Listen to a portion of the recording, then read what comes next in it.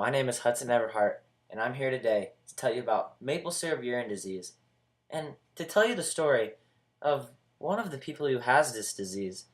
And I'm just here to tell you about the hard things he goes through, and how he lives with it, and how he copes with it, and how he's probably not going to survive. That's okay, because he's a stuffed animal, and that's alright, because he's a stuffed animal. Maple syrup urine disease is a metabolism disorder passed down through families in which the body cannot break down certain parts of proteins. People with this disease, well, their urine smells like maple syrup. Maple syrup urine disease is caused by a gene defect. People with this condition cannot break down the amino acids leucine, isoleucine, and valine. This leads to a buildup of these chemicals in the blood, which can be toxic. In the most severe form, maple syrup urine disease can cause brain damage during times of physical stress, such as infection, fever, or not eating for a long time. Some types of maple syrup urine disease are mild or come and go. Even in the mildest form, repeated periods of physical stress can cause mental retardation and high levels of leucine. Now that I have told you about some of the causes and risk factors that come along with maple syrup urine disease, I would like to introduce you to my friend, Roger the Squirrel. Hi, Roger. How are you doing today? Well, apparently, Roger cannot speak back to me, so I'll just tell you about him. My friend Roger here, Roger the Squirrel, is about 2 years old. When he was born, Roger was diagnosed with maple syrup urine disease. Some symptoms of maple syrup urine disease that caused his parents to take him into the doctor to test for it was he was avoiding food.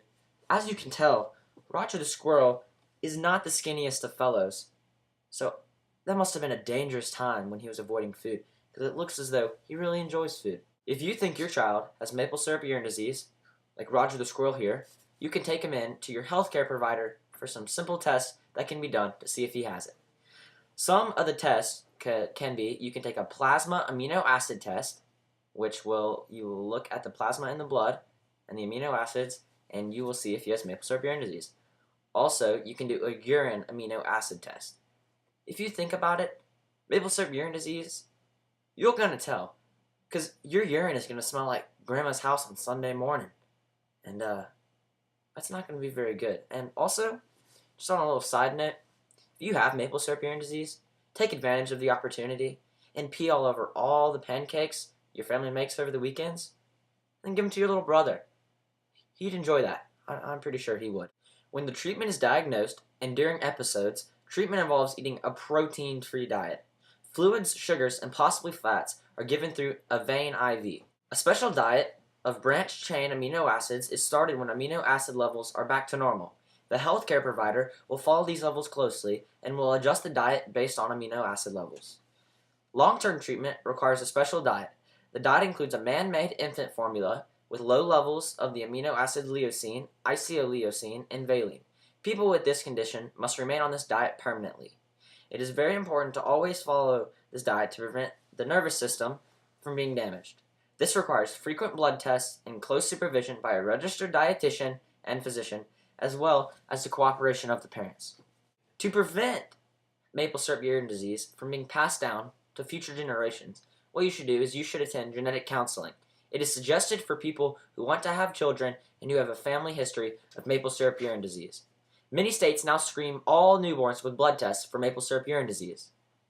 If a screening test shows that your baby may have maple syrup urine disease, a follow-up blood test for amino acid levels should be done right away to confirm the disease. With MSUD, no longer are you free. You're stuck in a chair, feeling pain and despair. But if you play it safe, no longer will you strafe. Be who you wanna be, as long as you're protein free. I'm doing it on my own, to you I have shown. Now I am free from this disease. Now I'm fit with glee, no more smelly pee.